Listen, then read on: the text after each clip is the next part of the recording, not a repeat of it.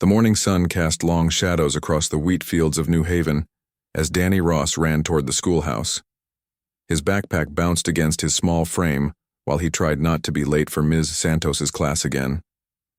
The 8-year-old boy loved living on the farming colony, where everyone knew everyone and the biggest worry was whether the harvest would be good this year. Dr. Lisa Carter watched her twin boys, Tommy and Billy, race each other to the school gate. She smiled and waved from her medical clinic's doorway before heading inside to prepare for another quiet day. New Haven was peaceful like that. 50,000 people living simple lives, growing food, raising families, and staying far away from the complicated politics of the big galaxy. Captain Jake Morrison finished his morning patrol around the colony's edge. As security chief, his job was mostly helping lost farmers find their animals or settling small arguments between neighbors. He had served in the Earth Defense Force years ago, but those days of real fighting seemed like ancient history. Now he carried a simple energy pistol and spent most of his time drinking coffee with Ben Sullivan, the colony administrator. "Another boring day in paradise," Morrison said as he walked into Sullivan's office. Sullivan looked up from his paperwork and grinned. "Just the way we like it, Jake. My 3 kids get to grow up without worrying about wars or aliens trying to kill them." The 2 men had no idea how wrong they were. At exactly 10 in the morning, the sky above New Haven changed. A massive ship appeared, blocking out the sun with its dark metal hull. The vessel was unlike anything the colonists had ever seen. It was long and narrow, covered in spikes and strange symbols that seemed to move when you looked at them too long. Morrison's communication device crackled to life. "Captain, this is the school. Something big just showed up in the sky. The kids are scared." "I see it," Morrison replied, his old military training kicking in. "Keep everyone inside. I'm on my way." The ship settled onto the colony's main landing pad with a sound like thunder. Steam hissed from its landing gear as a ramp lowered. The first alien to walk down was 7 feet tall with 4 arms and a face that looked like a giant insect. Its skin was dark green and shiny, and its eyes were black holes that seemed to swallow light. More aliens followed, all carrying weapons that hummed with energy. They moved in perfect formation, like soldiers who had done this many times before. The leader stepped forward and spoke in a voice that sounded like grinding metal.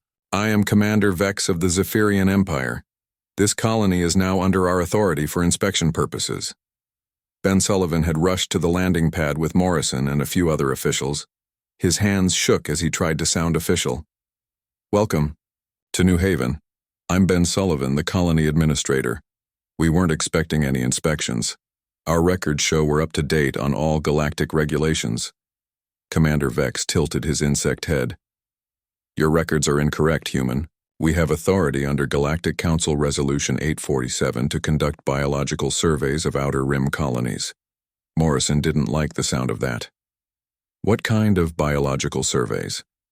"That is not your concern, security officer. You will order your people to remain in their homes while we complete our work." "And if I refuse?" Vex raised one of his 4 arms.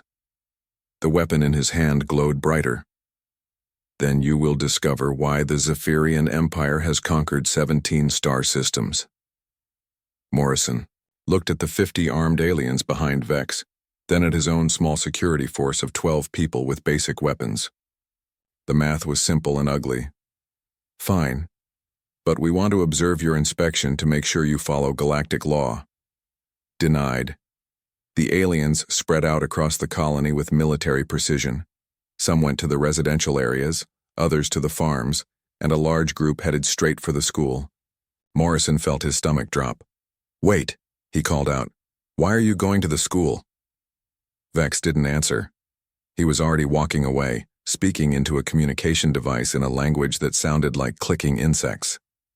At the school, Maria Santos tried to keep her students calm as alien soldiers surrounded the building. She had taught on New Haven for 5 years and had never seen anything scarier than a bad thunderstorm. Now creatures from nightmares were looking through her classroom. "Windows, Miss Santos," whispered Danny Ross from his desk near the back. "Are those the bad aliens my dad told me about?" "I don't know, Danny. Just stay quiet and let me handle this." The classroom door exploded inward.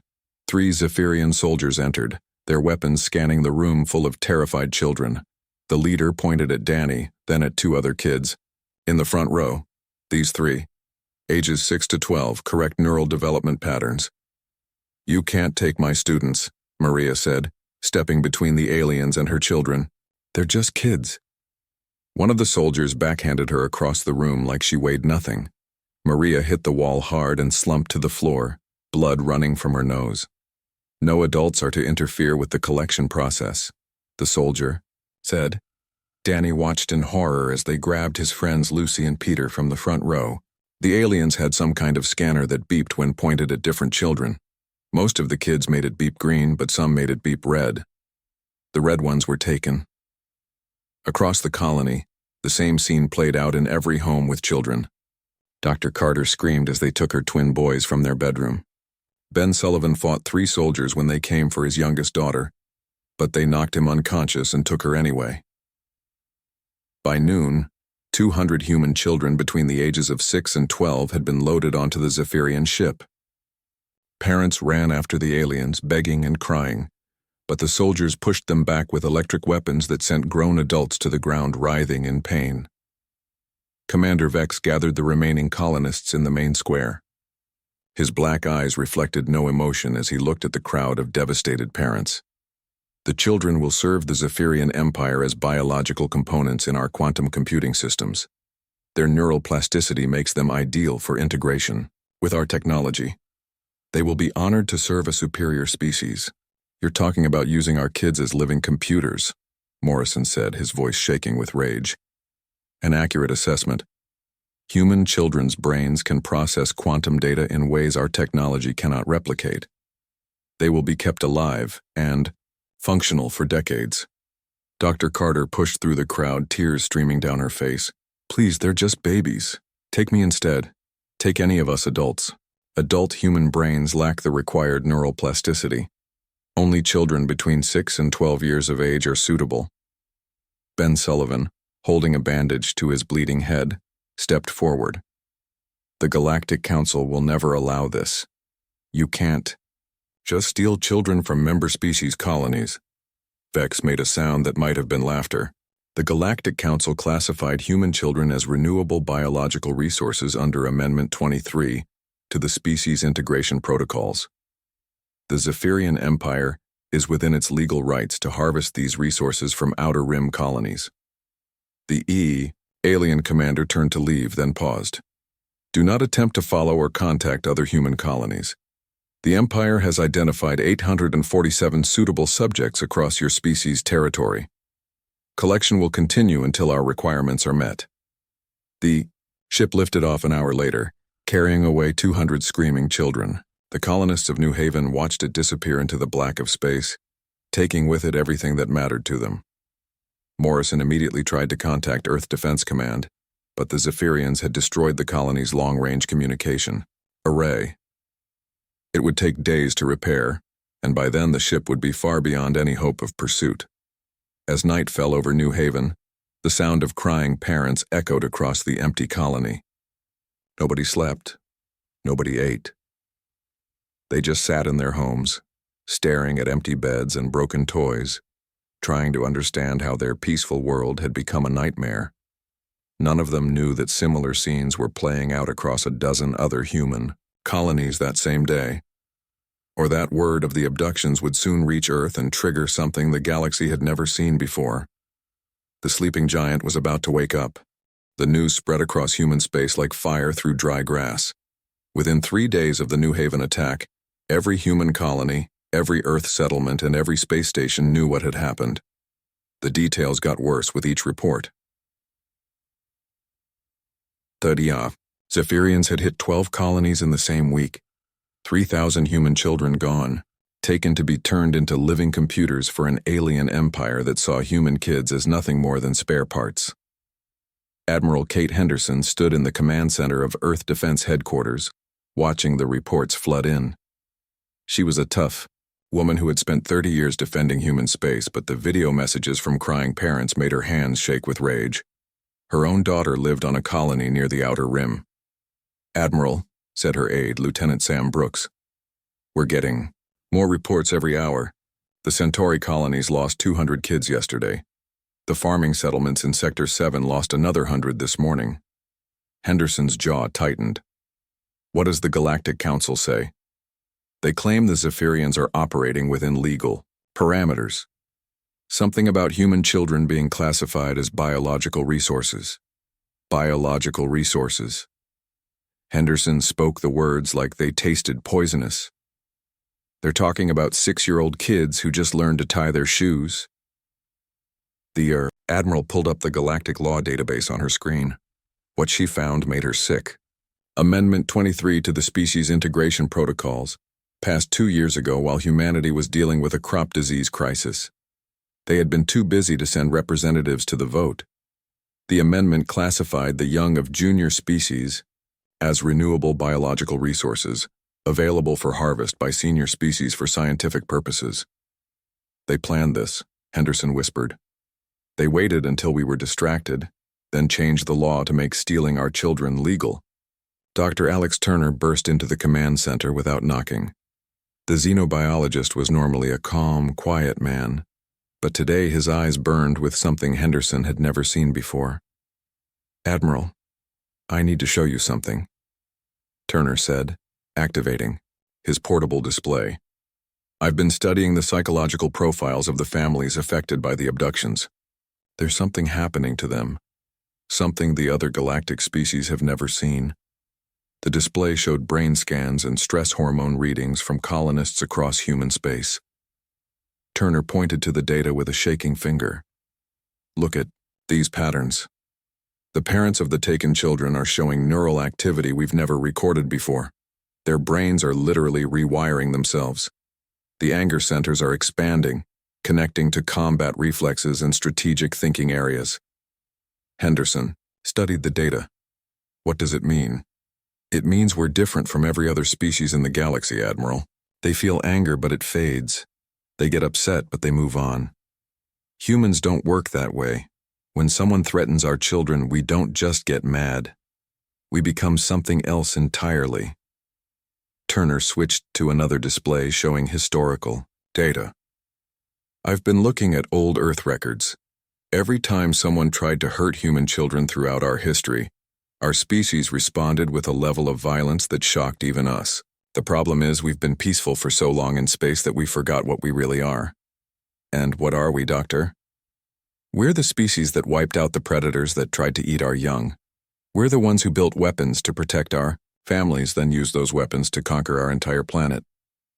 We're the species that turned warfare into an art form because someone threatened what we love. Henderson felt something cold and hard settle in her chest. You're saying this kidnapping wasn't just a crime. It was a mistake. The biggest mistake the galaxy has ever made. Across human space, the change was already beginning. On the farming colony of Green Valley, Pete Harrison organized the first militia. He was a quiet man who had never hurt anyone in his life. But when the Zephyrians took his grandson, something broke inside him. They think we're weak because we grow food instead of making weapons, Harrison told the 100 colonists gathered in his barn. They think we won't fight back because we've been peaceful. They're wrong. Harrison had been a soldier once before the colonies. Now he remembered skills he thought he had forgotten. Within a week, every farmer on Green Valley could strip and clean a weapon. Within 2 weeks, they were building their own explosives from farming chemicals. The same thing happened on colony after colony. Peaceful humans were becoming something the galaxy had never seen before. Colonel Ryan Murphy got the call he had been expecting. Earth Defense Command was forming special units to deal with the crisis. Murphy had trained elite soldiers for 15 years, but he had never been asked to do what Admiral Henderson wanted now. I need you to create something new, Henderson told him over the secure channel. Not just soldiers. I need warriors who can channel what's happening to our people and turn it into a weapon. Murphy understood immediately. He had seen the psychological reports. Human beings were not just getting angry about the kidnapped children. They were becoming angry in a way that was changing them physically and mentally. You want me to weaponize parental rage, Murphy said. I want you to turn it into the most effective fighting force the galaxy has ever seen. The first volunteers came from the affected colonies. parents whose children had been taken lined up for training, and Murphy saw something in their eyes that made him step back. These people would do anything, risk anything, sacrifice anything to get their kids back. Amy Johnson was one of them. Her daughter had been taken from the Aurora colony. Amy had been a cargo ship pilot, flying supply runs between settlements. Now she wanted to learn how to fly fighters. "I'll do whatever it takes," she told Murphy during her interview. "I'll die if I have to, but I'm going to see my little girl again." Murphy looked at her file. Average scores in everything, no combat experience, no military training. But when he looked in her eyes, he saw something that made elite soldiers look like amateurs. "Report to flight training tomorrow," he said. "We'll teach you to fly anything with engines." Dr. Kevin Walsh was working on a different kind of weapon. The scientist had been studying human brain chemistry since the abductions began, trying to understand what made humans different from other species. "It's not just anger," he explained to Admiral Henderson during their weekly briefing. "Other species get angry and then they get tired. Human anger feeds on itself. It gets stronger the longer it lasts, especially when it's connected to protecting family." Walsh had been experimenting with ways to amplify this natural human trait. His early tests were showing incredible results. "Admiral, I think I can create a system that lets human crews operate at levels of performance that should be impossible. Their ships would be faster, their weapons more accurate, their tactics more creative, all powered by controlled fury." Henderson looked at the test data. Human volunteers using Walsh's experimental system were outperforming every other species in the galaxy by margins that should have been impossible. "How long before you can install this in our ships?" 6 months for a prototype, a year for full fleet deployment. You have 3 months. As the weeks passed, human space began to change in ways that worried the other galactic species. Trade ships reported that human colonies were no longer interested in buying farming equipment or civilian supplies. They wanted weapons, armor, and military vehicles. The Galactic Council sent a message to Earth demanding an explanation for the military buildup. Admiral Henderson's response was broadcast across the galaxy. "You allowed our children to be stolen. You classified them as resources to be harvested. You made it legal for aliens to turn human kids into living computers. Now you're worried because we're getting ready to do something about it." Henderson paused, staring directly into the camera. Her voice was calm, but something in her eyes made every alien who watched the broadcast feel a chill. "You should be worried. You should be very worried. Because you're about to learn that the most dangerous thing in the galaxy isn't a weapon or a warship. It's a human parent whose child has been taken." The broadcast ended, but the message was clear. Humanity was preparing for war, and this would not be like any conflict the galaxy had ever seen. On Earth, in the colonies, and on every human ship and station, the same conversation was happening. Parents, grandparents, aunts, uncles, and family, friends were all saying the same thing. They had taken human children. Now they would learn why that was the worst mistake anyone could make. The first strike came at dawn across 17 star systems simultaneously. The galaxy had been watching human military preparations with amusement, thinking the primitive species was just making noise to feel better about their loss. They were about to learn how wrong they were. Commander Tony Blake stood on the bridge of what used to be a cargo hauler called the Happy Farmer. Now it bristled with weapons cobbled together from mining equipment and military surplus. His crew of 35, farmers, mechanics, and shopkeepers had trained for 6 months to become something the galaxy had never seen. "Target confirmed," reported his weapons officer, a woman named Nicole Ford who used to fix tractors on New Haven before the children were taken. "Zephyrian Supply Depot Omega-7, just like the intelligence said." Blake nodded. His own son had been taken from Green Valley Colony. The boy was 9 years old and liked to build model spaceships. Blake had not slept properly in 8 months. "Remember what Colonel Murphy taught us," Blake said to his crew over the comm system. "We're not just fighting for ourselves. We're fighting for every human child they took. We're fighting so this never happens again." The Happy Farmer dropped out of hyperspace alongside 6 other converted ships. The Zephyrian Depot was massive, designed to supply their fleet operations across this sector of space. It was defended by 12 military vessels that should have been more than enough to handle a small group of human cargo ships. The Zephyrians were about to discover that these were not normal humans, and these were not normal cargo ships. Blake's ship opened fire first. The mining lasers that had once cut through asteroids now sliced through enemy hull plating like it was paper. But it was not just the weapons that shocked the aliens. It was how the humans used them. The converted human. Ships moved like they were alive. They twisted and spun through enemy fire with impossible precision, their crews working together with a coordination that seemed supernatural. When a Zephyrian cruiser tried to ram Blake's ship, the humans simply vanished from its path and appeared, behind it, weapons blazing. "How are they moving like that?" demanded the Zephyrian base commander over the emergency channel. "Their ships are cargo haulers. They should not be able to maneuver like fighters." What the commander did not understand was that Blake's crew was not just operating their ship. They were channeling 8 months of rage, grief, and protective fury into every system. Dr. Walsh's modifications had amplified their natural human emotions and turned them into raw performance enhancement. Nicole Ford was not just targeting weapons. She was imagining her nephew Danny, taken from his classroom and turned into a living computer. Every shot she fired carried the weight of that image. The engineer, Chris Martinez, was not just managing power systems. He was thinking about his daughter's empty bedroom and pushing the ship's engines past their design limits through pure willpower. The pilot, Sophie Davis, was not just flying evasive maneuvers. She was dancing with the fury of a mother whose cubs had been threatened, moving the ship in ways that should have torn it apart. Within 20 minutes, the Zephyrian depot was burning wreckage. 12 military vessels destroyed by 7 converted cargo ships. The human losses were 0. Across the galaxy, similar battles were playing out. Human forces hit supply depots, communication stations, patrol bases, and isolated warships.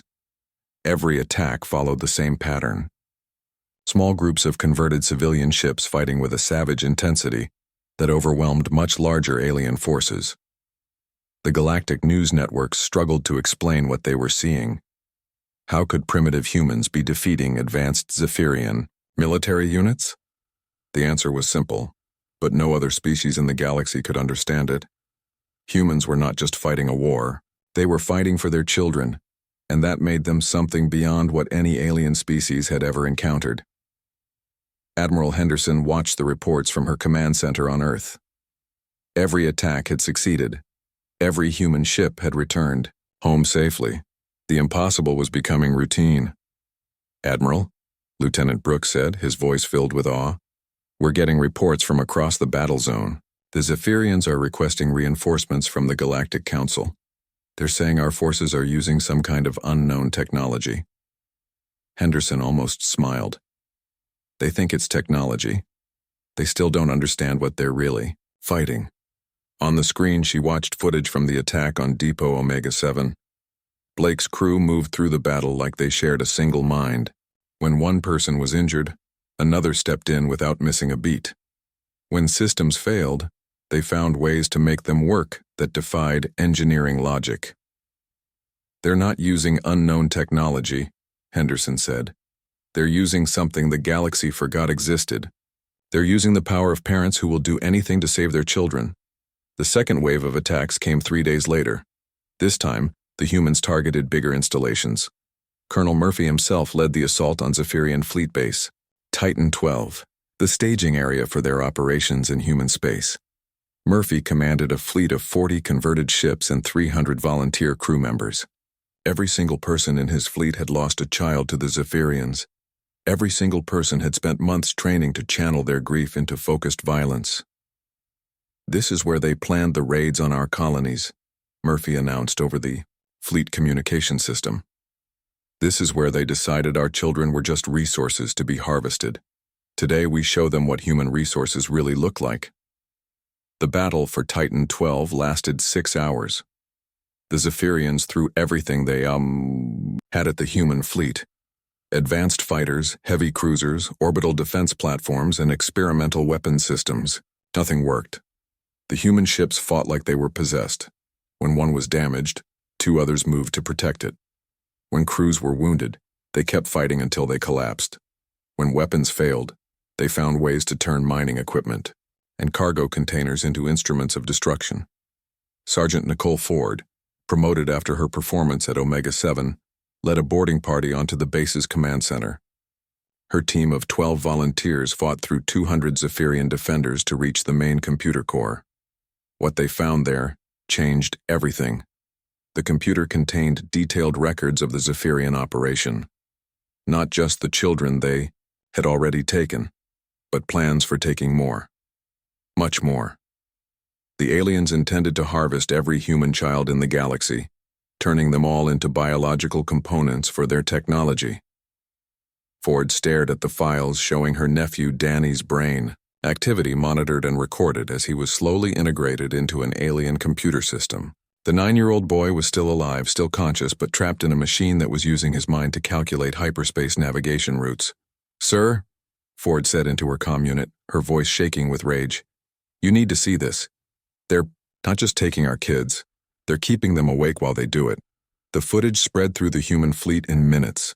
Soldiers who had been fighting with controlled fury suddenly lost all control. The remaining Zephyrian defenders found themselves facing humans who had moved beyond anger into something that had no name in any galactic language. When the battle ended, Fleet Base Titan 12 was completely destroyed.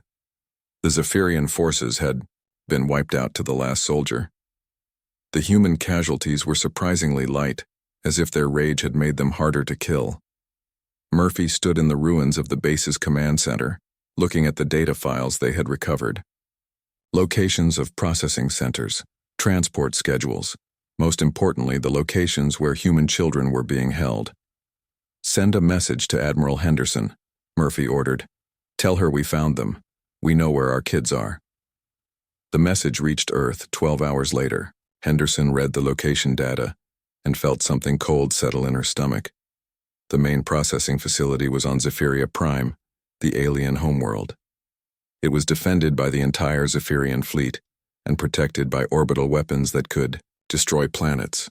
Getting to the children would require a battle that would make everything they had done so far look like practice.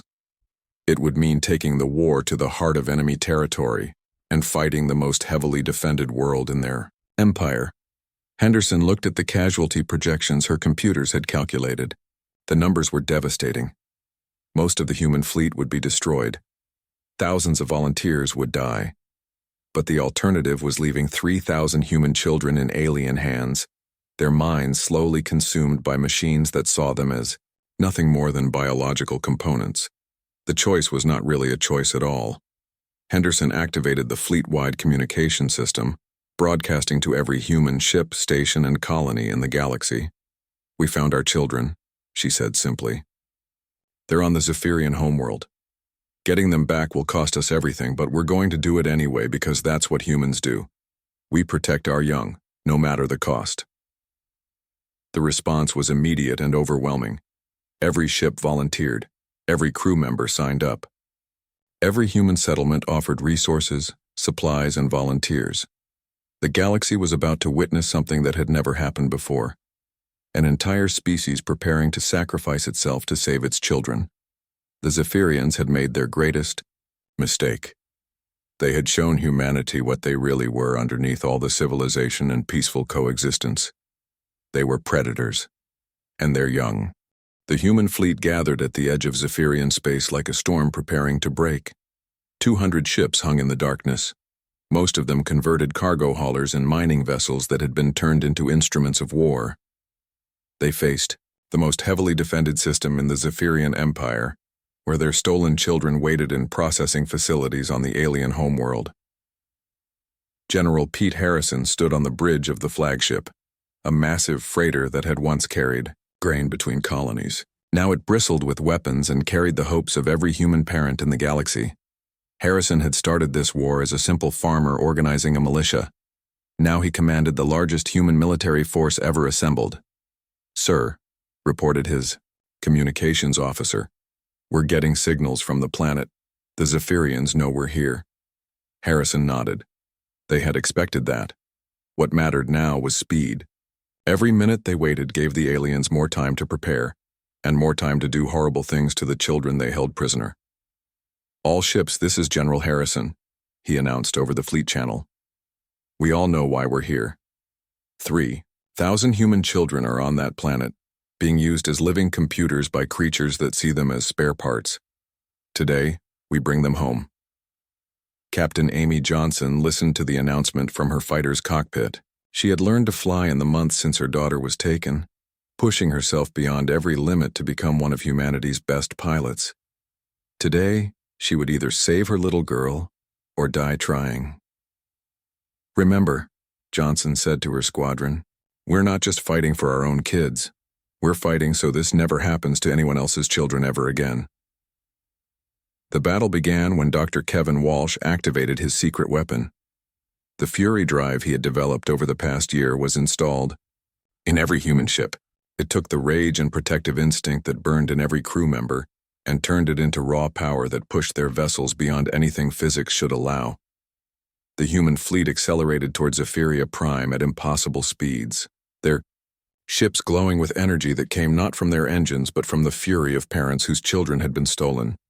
The Zephyrian defense fleet moved to intercept them. 500 warships, the most advanced military vessels in the galaxy, armed with weapons that could crack planets and shields that could stop anything. They might as well have tried to stop a hurricane with their bare hands. The human ships tore through the Zephyrian lines like they were made of paper. Amy Johnson's fighter squadron danced through enemy fire, their movement so fast and unpredictable that the alien targeting systems could not lock onto them. When Zephyrian cruisers tried to ram the human ships, the smaller vessels simply vanished from their path and reappeared behind them, weapons blazing. "How are they doing this?" screamed the Zephyrian fleet commander over the emergency channels. "Their technology is inferior. This should be impossible." What the commander did not understand was that the humans were no longer limited by technology. They were powered by something the galaxy had never encountered before. Pure parental fury, focused and weaponized into a force that rewrote the laws of space combat.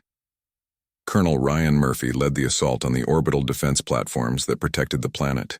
His converted mining ship, the Angry Farmer, charged straight at weapons emplacements that should have vaporized it instantly. Instead, the ship's crude armor held against impossible odds while Murphy's crew returned fire with mining lasers that cut through military-grade shielding like it was tissue paper. "This is for every child you took," Murphy snarled as his weapons destroyed a platform that had cost the Zephyrians 50 years to build. "This is for every parent you made cry." The orbital battle lasted 3 hours. When it ended, the most powerful defense fleet in galactic history was burning wreckage, and the human ships had barely taken any damage. The impossible had become routine. But the real test came when they reached the planet's surface. Captain Johnson led the first wave of landing craft toward the main processing facility. Intelligence said it was built like a fortress, protected by energy shields and defended by thousands of soldiers. Johnson did not care. Her daughter was somewhere, inside that building. The landing craft punched through the facility's shields like they were not even there. Johnson's ship, powered by her desperate need to save her child, simply refused to be stopped by alien technology. She hit the ground running, her weapon in one hand and a scanner in the other. Behind her came 50 other parents, all armed, all desperate, all channeling months of grief and rage into focused violence. The Zephyrian defenders tried to stop them. They might as well have tried to stop an earthquake. Johnson's team fought through the facility's corridors like they were possessed. When aliens tried to block their path, the humans went through them, over them, or around them. Nothing could slow their advance toward the central processing core where the children were held. The first room they found made Johnson sick to her stomach. 20 human children, ages 6 to 10, connected to alien machines by cables that went directly into their skulls. The kids were awake, aware, but trapped in systems that were using their brains to calculate hyperspace equations. "Mom?" whispered a small voice from one of the machines. Johnson spun around and saw her daughter, 8-year-old Lucy, connected to a computer terminal that monitored her thoughts in real time. The little girl had been missing for almost a year, but she still recognized her mother. "I'm here, baby," Johnson said, tears streaming down her face as she began disconnecting the cables. "Mommy's here.